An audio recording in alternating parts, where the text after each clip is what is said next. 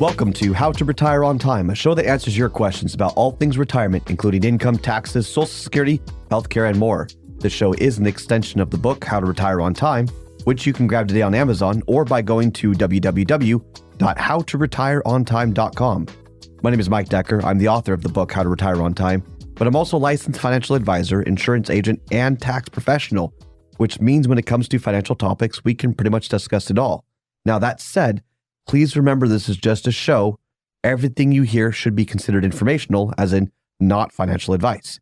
If you want personalized financial advice, then request your wealth analysis from my team today by going to www.yourwealthanalysis.com.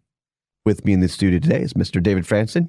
Thanks for being here. Yes, hello, thank you. David's going to be reading your questions, and I'm going to do my best to answer them.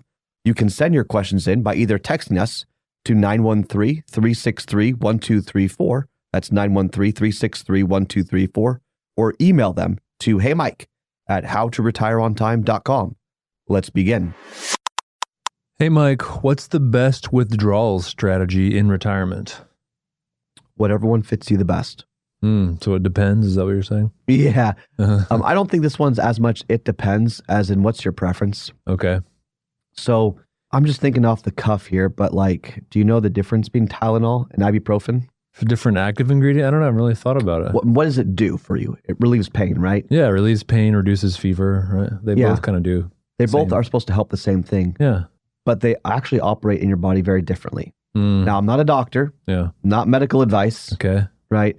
But they approach it in very different ways, but they help you have a similar result. Okay. Ibuprofen, though, there's kind of a limit of how much you should take. It's a blood thinner, if I understand it right. Leighton, would you check on this, by the way? Difference between ibuprofen and Tylenol? I don't want to Yeah, Tylenol is acetaminophen, right? Tylenol, you can take a lot more of to reduce pain. Ibuprofen, if you take too much, you can really screw it up. But Tylenol, you can take a lot more of. Okay. And so now you have different approaches to solve the same thing, which is kind of, fevers, headaches, pain, things like that. The reason why I explain it that way is, what are you trying to accomplish in retirement? How do you want to take your income? Dividend investors, they're comfortable with getting the dividend that they're receiving. They know that they're maybe not getting the highest quality of life, the highest income, but they're okay with that because they like their dividend stocks. They get the income that they need and want to support the life that they want. And it's a great play when it comes to legacy planning because you can gift, basically, or upon death, your kids get a step-up in basis of these dividend stocks. And then maybe they keep it and they reinvest the dividends. That assumes it's, in a brokerage account, non-qualified. And if it's in an IRA, that's a whole nother story because your kids would have to take it out. There's a 10-year rule with that, but I'm getting ahead of myself. Dividends. It can be a great thing for certain people. So, Leighton, do you have the results on that real quick? Tylenol doesn't reduce inflammation, but it does help with pain and fever and other things. So ibuprofen is the one that reduces pain, fever, and inflammation. It's easier to take too much ibuprofen. They're slightly different. So anyway, not medical advice. Yeah. Talk to your doctor today. Yeah. Not brought to you by any pharmaceutical company. No one owns this show.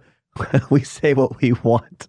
Yeah. Tylenol, and I don't even know who owns those companies, but they did not tell us to sponsor them in any way. No. But I'm trying to illustrate a point here. Those who like the 4% rule want to grow their assets. That's a wonderful thing. And they understand that the growth of those positions are going to go up and down, but they're trying to grow their net worth instead of preserve their net worth. And they want to take income off of the growth. Totally fine. Real estate investors, oh my goodness, they love being a landlord until they don't love being a landlord, but it gives them purpose and they understand it. What I have found is that many retirement plans aren't necessarily built on what is right, as in what's financially, objectively in your best interest to get what you want. It's oftentimes what is right based on what you know, what you're familiar with. We like to operate within a familiar territory, a comfort zone. Yeah.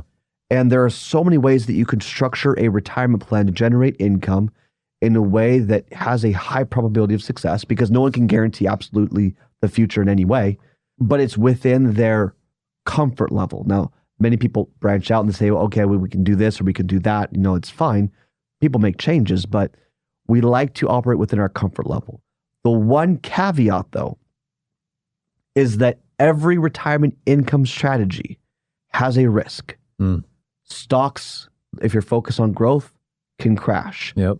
Dividends can stop paying dividends. Tenants can destroy your houses. All right. Or maybe you just don't get a tenant for an extended period of time. Real estate has its own set of risks. Covered calls. If markets fluctuate too much one way or the other, and you cross that strike price, it can just go away. Every strategy has risks. Okay.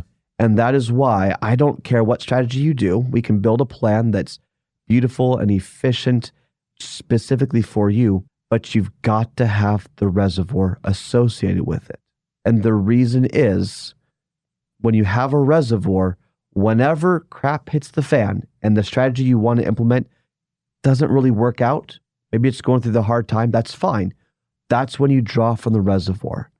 So your reservoir would be funded differently if it's a dividend strategy versus a growth strategy. If you're a landlord, there are all different ways to structure it, but the concept is still the same. You need to have, in my opinion, principal protected accounts, and there's a number of them that would qualify, that allow you to draw income from those sources while your other accounts recover. One of the worst things you can do, I'm picking on the dividend portfolio for a second, but if you're a dividend investor and you need income and the dividend's all dried up because it's an economically difficult time, what do? Sell your dividend at a loss? You're limping for the rest of your life now. Right. And that's a tough situation. So that's what you don't want to do, is end up between a rock and a hard place. That's why I wrote the book, How to Retire on Time, is to teach the reservoir strategy as a complement to whatever strategy you're implementing in retirement. That's all the time we've got for the show today. If you enjoyed the show, consider subscribing to it wherever you get your podcast. Just search for How to Retire on Time. Discover if your portfolio is built to weather flat market cycles, or if you're missing tax minimization opportunities that you may not even know exist. Explore strategies that may be able to help you lower your overall risk while potentially increasing your overall growth and lifestyle flexibility. This is not your ordinary financial analysis. Learn more about Your Wealth Analysis and what it could do for you regardless of your age, asset, or target retirement date. Go to www.yourwealthanalysis.com today to learn more and get started.